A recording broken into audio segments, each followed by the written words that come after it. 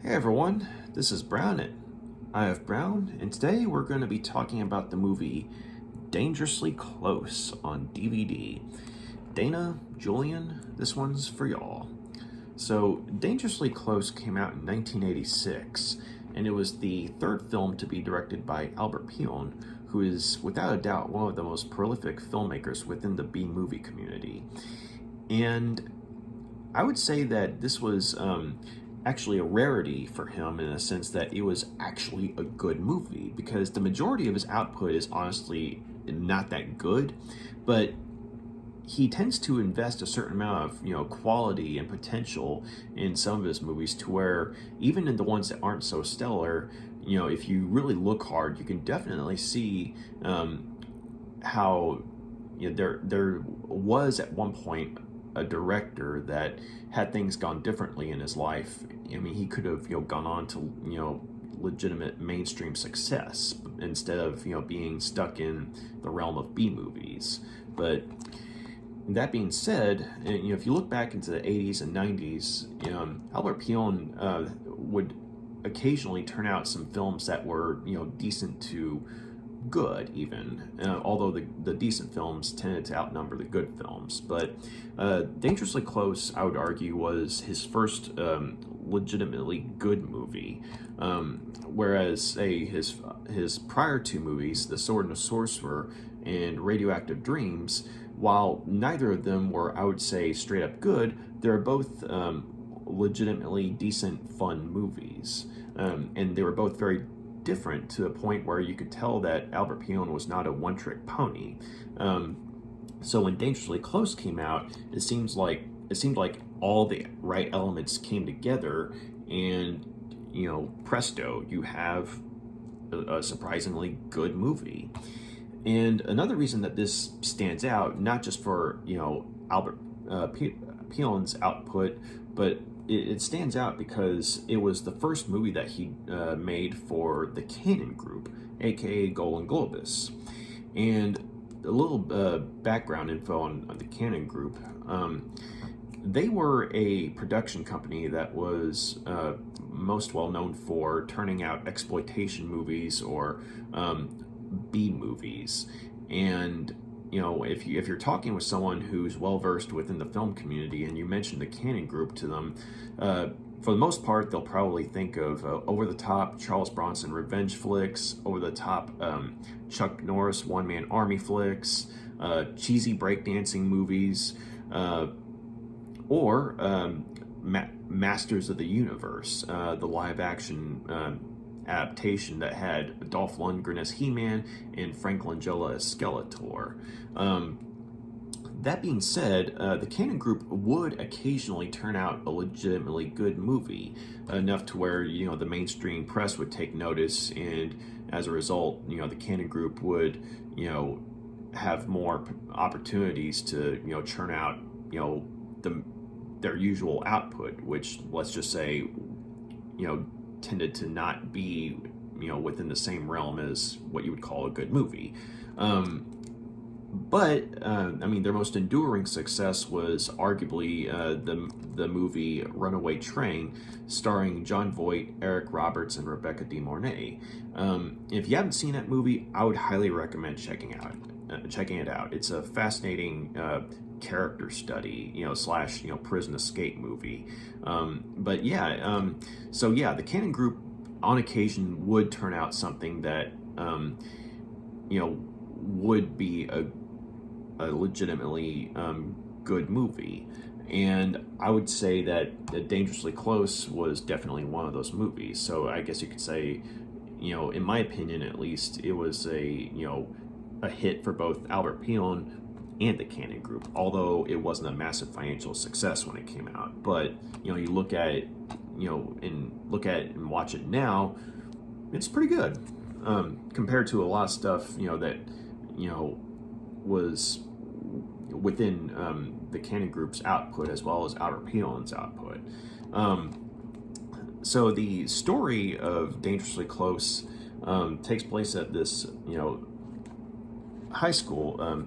I think it was called Vista Verde High, and it's it's a rather interesting setting because, I mean, it has a gang called the Sentinels, made up of members of the student body, who, basically, they go around school monitoring, the other students, making sure crime's not being committed. Like, they clean up graffiti, clean up, broken glass from vandalism, make sure that people aren't trying to steal cars and what have you, and they try and cut down on the amount of drugs that are being brought into a school, and all that's well and good.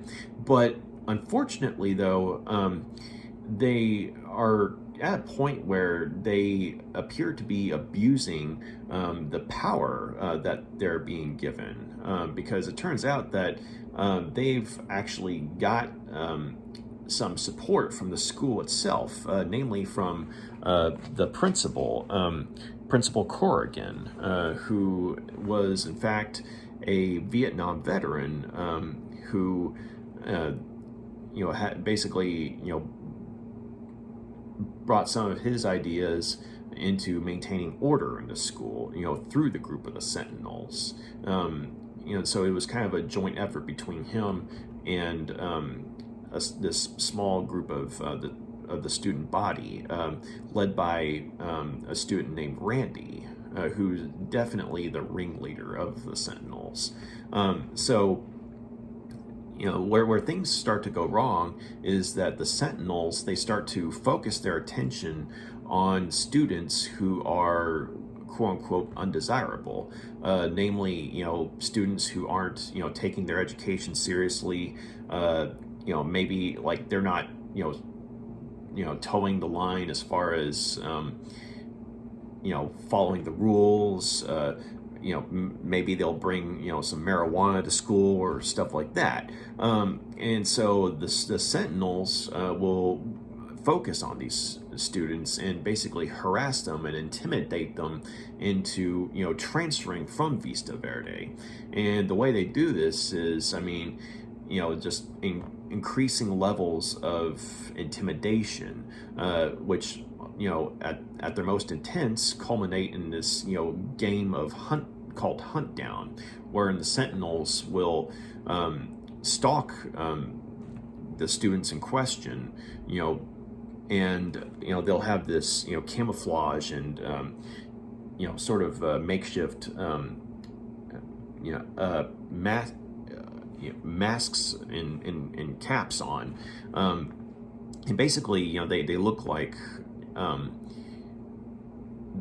teenage stormtroopers, more or less, and they'll hunt these students down and lead them through the marshes, and oftentimes they'll lead them into a trap, and they'll intimidate the students in question, and basically make them think that they're going to kill them, and they're filming it for their own jollies and what have you. But instead of killing the students, they basically come this close to scaring them within an inch of their life, but then they'll basically let them go after a beat down, and basically say, if you don't leave the school, it's going to get worse and you won't walk away from this.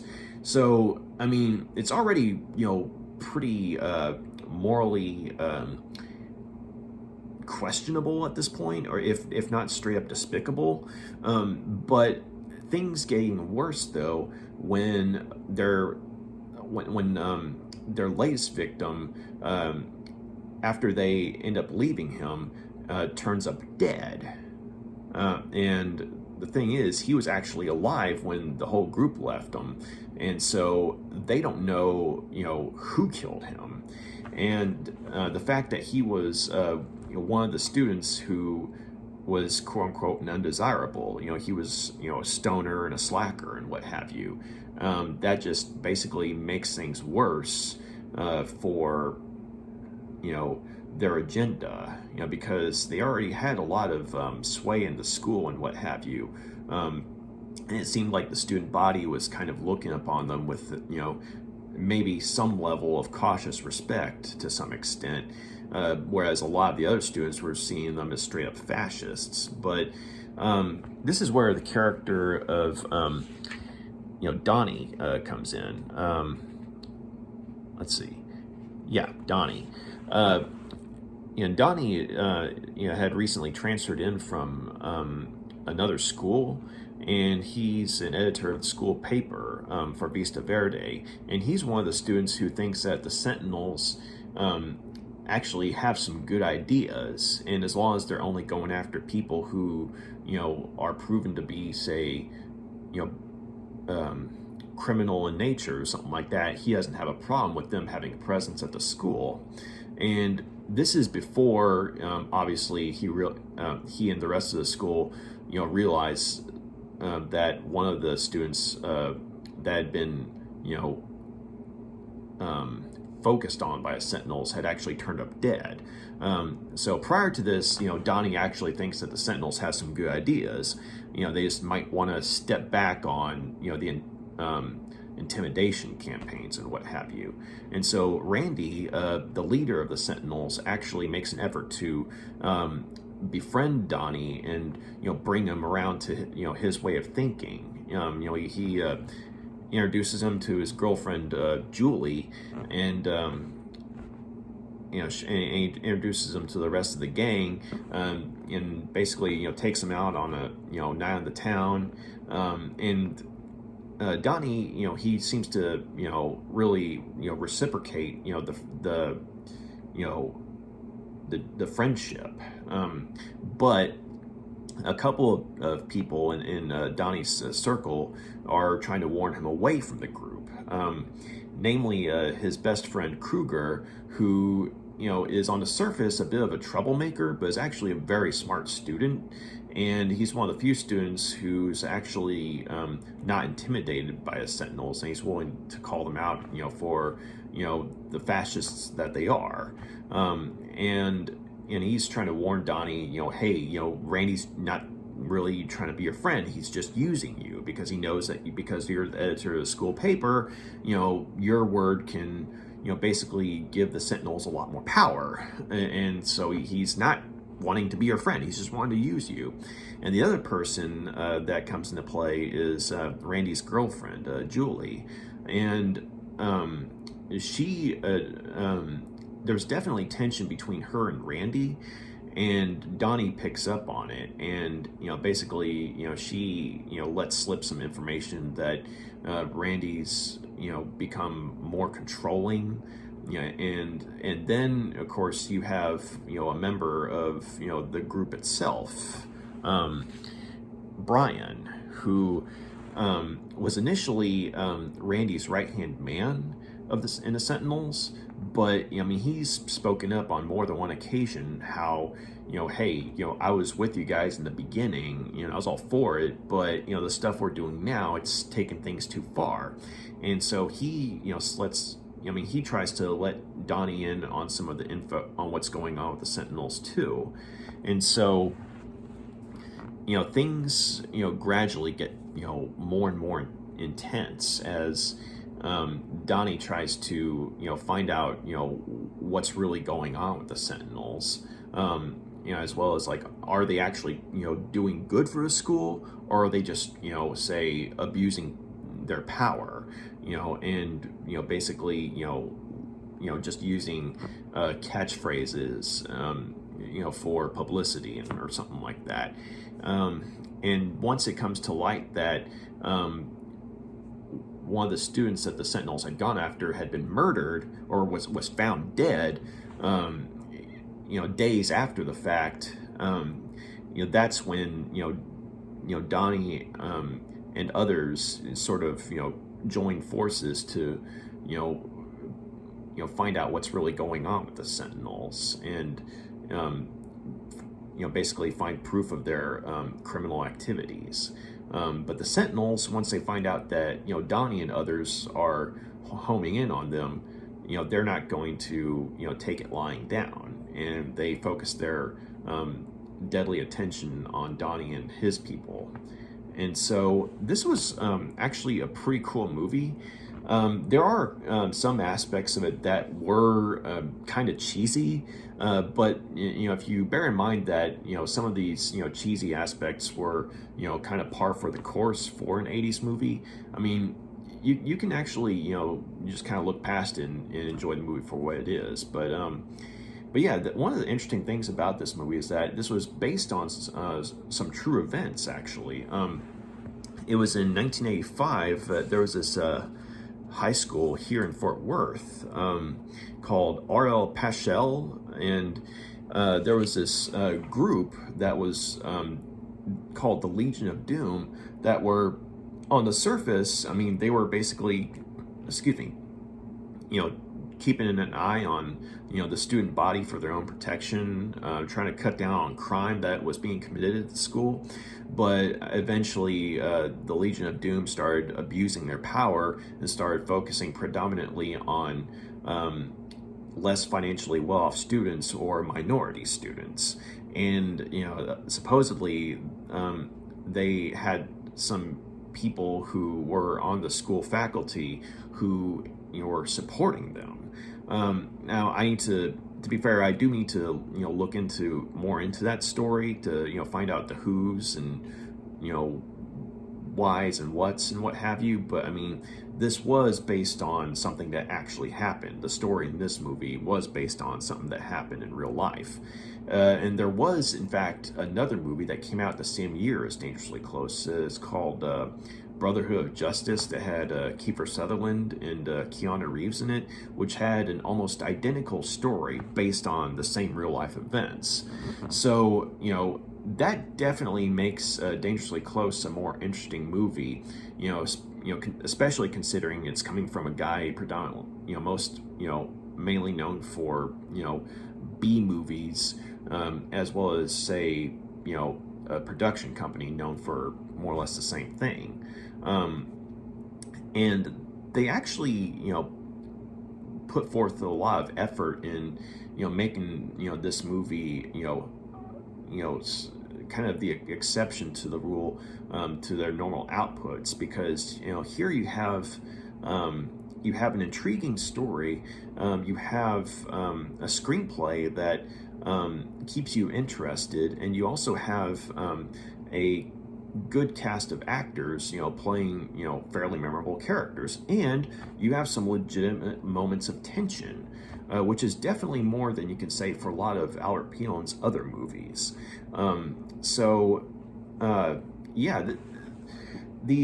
movie, I think, it for its time actually did a pretty good job of showing what could happen if, say, for instance, a group of students took it upon themselves to on one hand initially fight corruption and vandalism at the school, but then, for example, they start letting ideology get in the way of things to a point where instead of being objective and going after everyone, they basically focus on those who they deem as, say, inferior. So you definitely have an example of how a group of people can resort to fascism. And for the time that this movie was made, it was actually pretty spooky. And another thing that kind of stands out, to me at least, is that the Sentinels, when they're playing their hunt down games, like when they're going after the students they're trying to intimidate, when they've got their combat gear on and what have you, at least one of the students, at least one of the Sentinels, actually films their activities, and on VHS, and they keep the VHS copies on hand just in case they want to relive the glory of the hunt in the privacy of their home base or something like that. And so you see how, like, in stuff that's going on today, sometimes, like, there have been people who basically film themselves harassing or hurting someone, and like they put it online for everyone else to watch.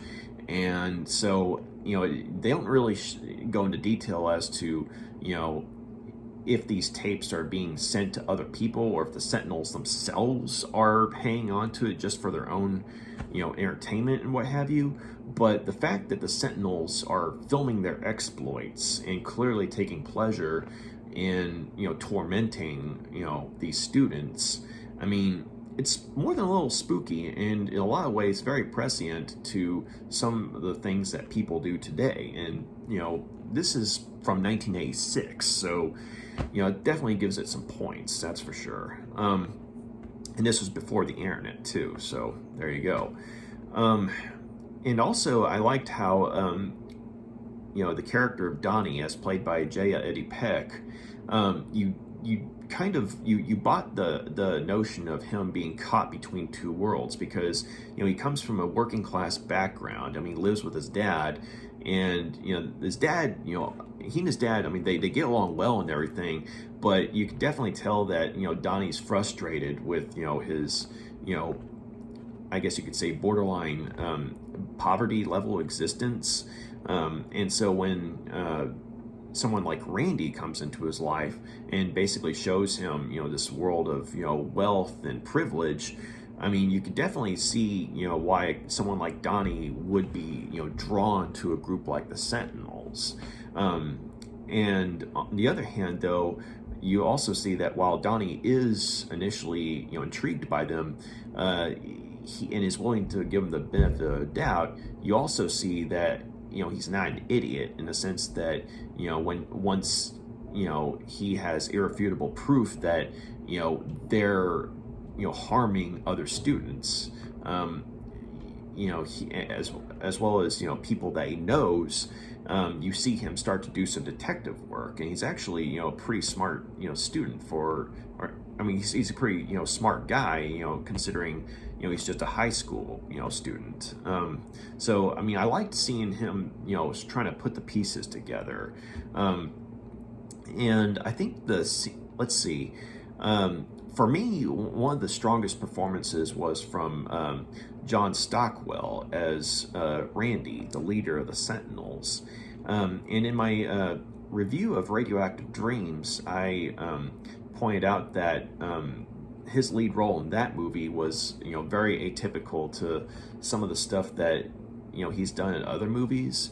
Like, if you see, say the movie Christine or Top Gun, I mean, the roles that he has in those are, they're probably what he's best known for.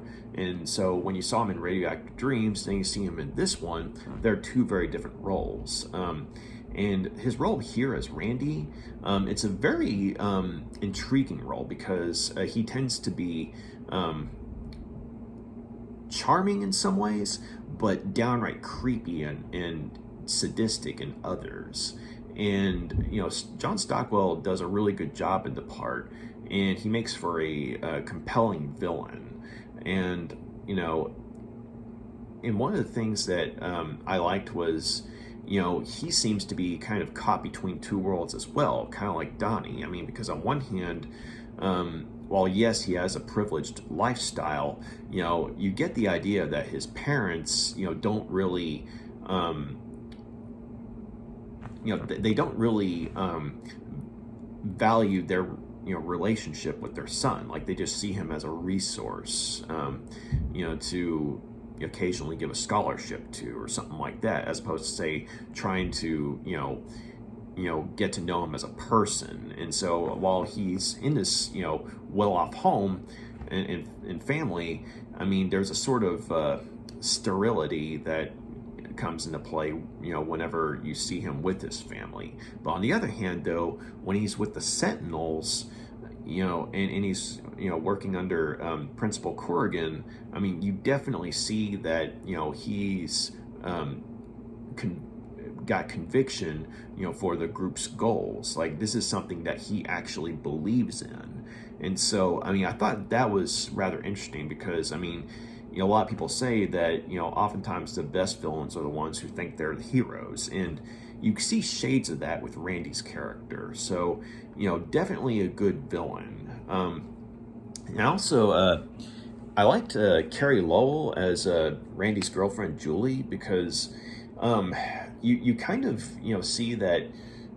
I mean, at one point in time, she and Randy, they were, a loving couple. You get the idea that they were at one point, but you see how, she's basically become disillusioned with his, goals, for the group of the Sentinels, and you basically, you see how, basically being with. Someone who's gradually becoming a monster is taking a toll on her.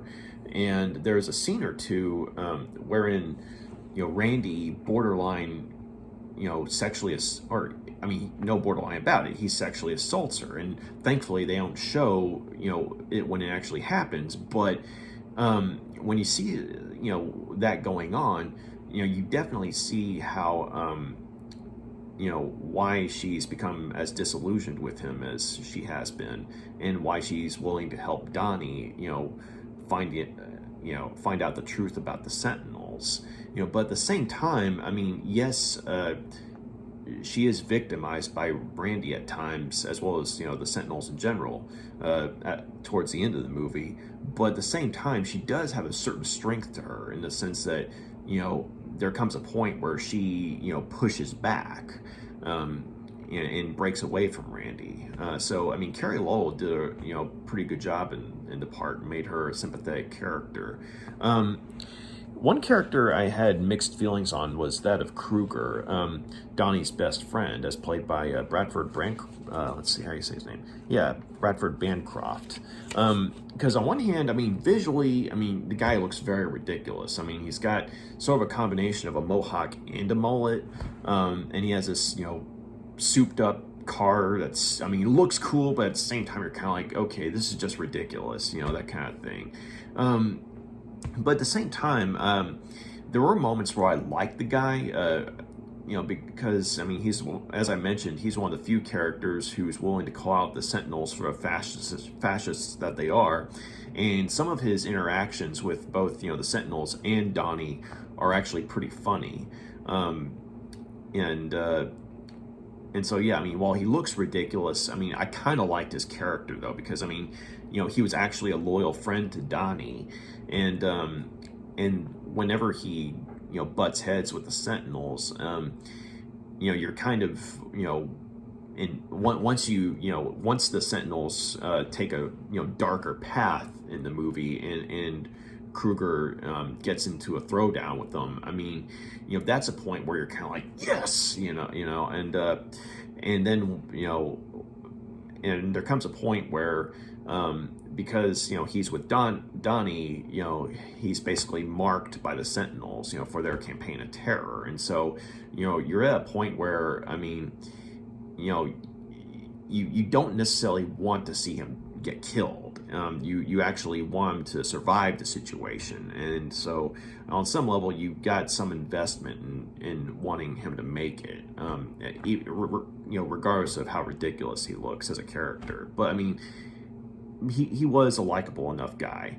But also, there were some other familiar faces in the movie. Like, there was Thom Mathews as one of the Sentinels, as Brian, Randy's right-hand man, the one Sentinel in the group who basically has doubts about what they're doing. And then you also have, let's see, Miguel Nunez Jr., as one of the students who's being bullied by Sentinels. And, both of those actors were actually in the original Return of the Living Dead movie, the horror comedy from the 80s. Really, fun movie to check out. But you see those two guys, and then you see them here, and you're like, hey, But also, you have Deedee Pfeiffer has a minor role as Nikki, one of the high school students who's, I think she was like a girlfriend of one of the Sentinels, and Krooger sort of had the hots for her, and so there's sort of like playful banter between her and Krooger. But it was fun. It was cool seeing her. I was like, hey, the girl from Falling Down, the Whammy Burger girl. But yeah, you also have Madison Mason, who plays Corrigan. And I do wish that we'd gotten to see more of Corrigan in action, so to speak, because some of the characters, they talk about Corrigan's time in Vietnam, and there's a scene where there's a fight that happens, and you see Corrigan step in to initially break up the fight, but then he actually gets in on the fight, and you see how he moves and how he fights, and you're like, okay, this guy's actually been in some action, and so you buy the whole, former Vietnam veteran being, turning into a high school principal. So I thought that was, I liked the fact that you actually got to see him fight, even though it was only in one scene.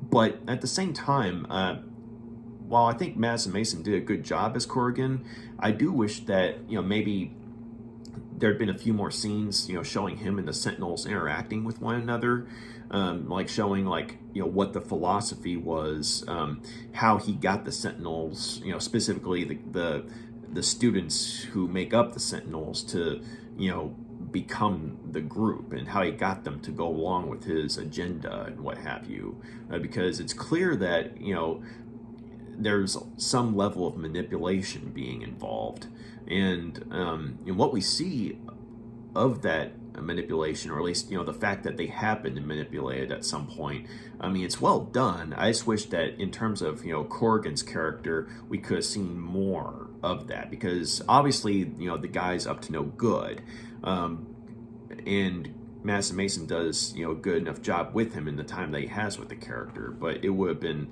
I think, more compelling if we'd gotten to see things from his perspective at times, or at least more interactions with him and the Sentinels. But another thing I like about the movie is that it has a really good soundtrack. On one hand, you have the instrumental score by Michael McCarty. It's a predominantly synthesizer-based score, and there's a sort of eeriness to it at times, because in the scenes where, say for instance, it's in the outdoors, or there's fog or all around, and there's marshes and everything. I mean, it's really suspenseful, very spooky. Or in the, say for instance, scenes where certain characters are talking about events in the film, and the subject matter gets more intense.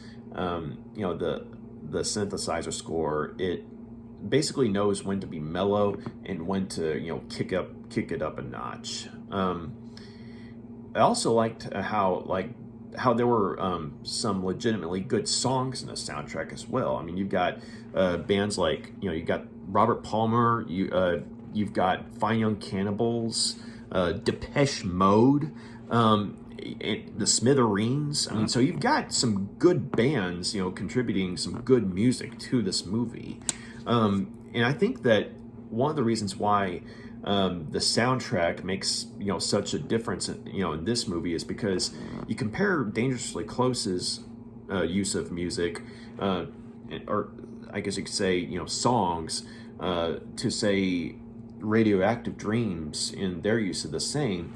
Radioactive Dreams had good music, and it had a good soundtrack, but as I mentioned in my review of that movie, they would take songs that might have been good or decent enough, but they would overplay them. Like they would play the song in more than one scene, and so it would get to a point where it's like hearing a song on the radio a million times. It gets annoying.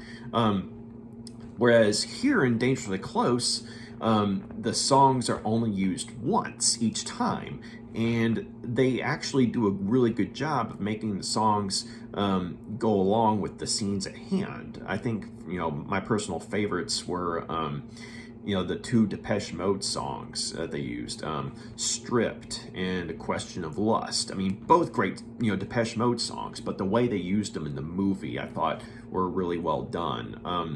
And also, just the songs that they use in general, they enhance what's going on with the story. They, add to the character development of some of the people in the movie.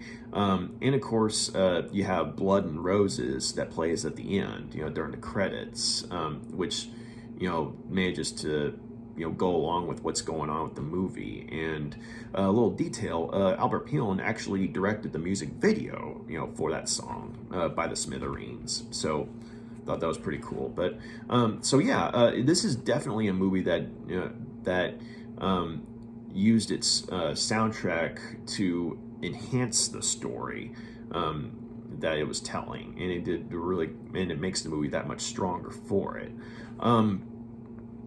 I will say that I think that, some of the things that were issues with the movie, I think, were the fact that a lot of the students, you look at them and you can tell that there's no way they're really high school students. Like, they're 20 or 30 something years old, and they're supposed to be high school students.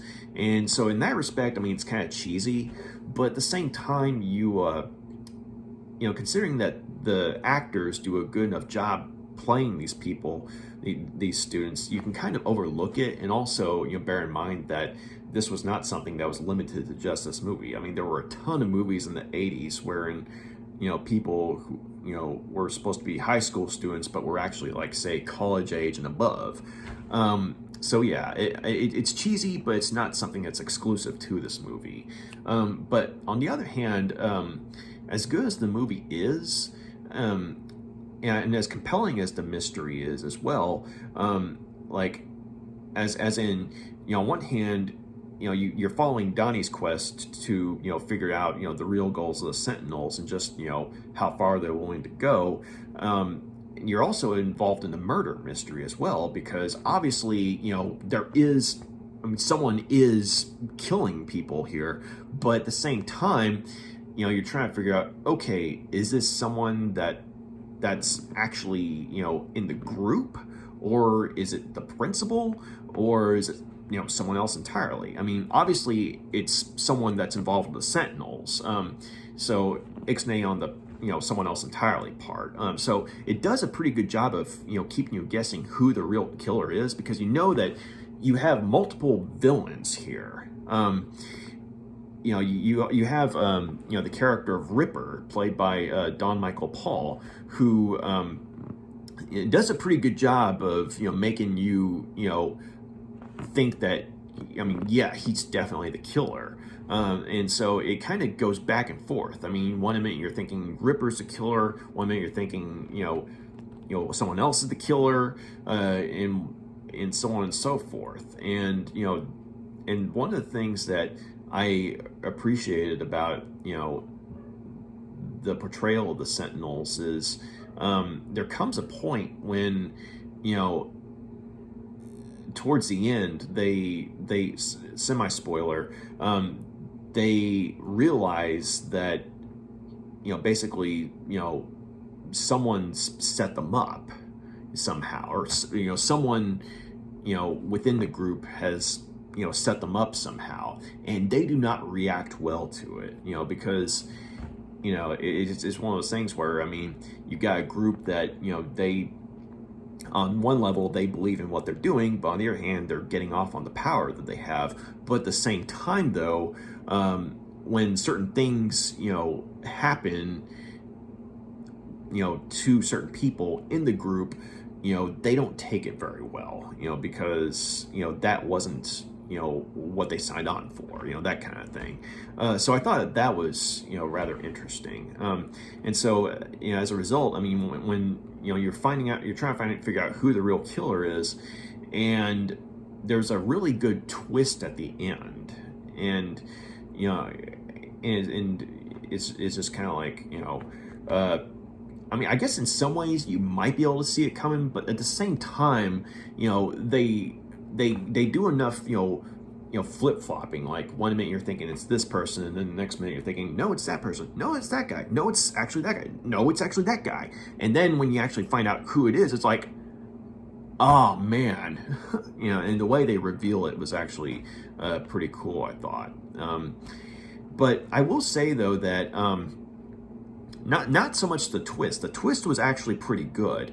But when it gets to the last third of the movie, I noticed that things seem to kind of speed up in such a way to where things feel rushed. because you have a moment where some of the characters they stumble upon proof of the Sentinels' activities, and they're watching these videotapes, and it's actually a pretty spooky scene because on one hand the activities that are being captured on video that these characters are watching, I mean, they're horrified because you see footage of some of these students that the Sentinels are going after being tortured and hurt.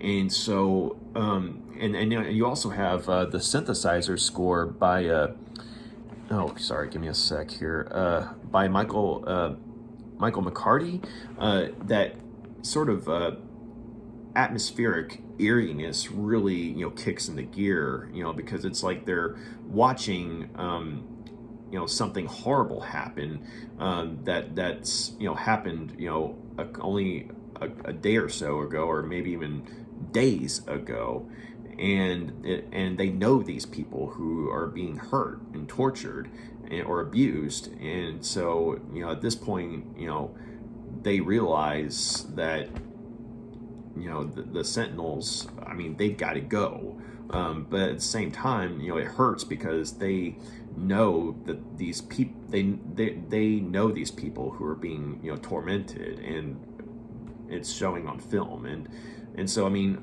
I liked that scene, but after that though there's a bit of a sort of a showdown between the Sentinels and some of the other characters, and it's one of those things where and if it had been, say, like another movie, like say more along the lines of your typical B movie that Albert Pyun or the Can Group turned out, it would have been less out of place. But here, because they've done such a good job of setting up tone and establishing motivations of the characters and what have you, there's this, when they get to this showdown, the way it's portrayed is, I mean, it comes across as sort of a B movie level, because I mean there's a sort of catchy upbeat score that happens, and the characters who are being pursued by a Sentinels in this case, it's like they're suddenly able to be expert level fighters somehow, even though they weren't really shown to be expert level fighters prior to the scene in question. And so it feels kind of out of place and cheesy, at least in my opinion, and it really clashes with the tone of the rest of the movie. That being said, once that showdown's done and over with, once certain revelations come to light and the Sentinels have their freak out, and then you get that final twist, I mean, that's where I guess it's like the movie was kind of in danger of being going from good to decent, but then it went from decent to good. And so, overall, the movie was definitely redeemed by its ending, I think. But yeah, I'm going to go ahead and give Dangerously Close, 4 out of 5 stars. This was surprisingly a good movie. And much like, a couple of other movies I'd seen by Albert Pyun, when I first watched it, I had actually seen I guess you could say, an inferior quality, version of it, because I think the first time I watched the movie was online, and someone had recorded it from a VHS copy, and I was able to follow it well enough to get what was going on. But there were times where because of the poor audio quality at times, it was difficult to understand who was saying what, or what exactly was going on, to the point of the plot and, what have you. And so, I mean, I enjoyed the movie, but I didn't think it was good. Whereas, fast forward, a few years later, they, a company, I believe, it was called Olive Films. They put this out on DVD and Blu-ray. And so the good news is, one, Dangerously Close is finally available to a wider audience, as opposed to, say, only those with a VCR. On the other hand, the DVD and the Blu-ray, both are very clean as far as visual quality goes, And even though there's no subtitles, I don't believe there's subtitles, unfortunately. The audio is much clearer, and you can understand better what's going on as far as what the characters are saying.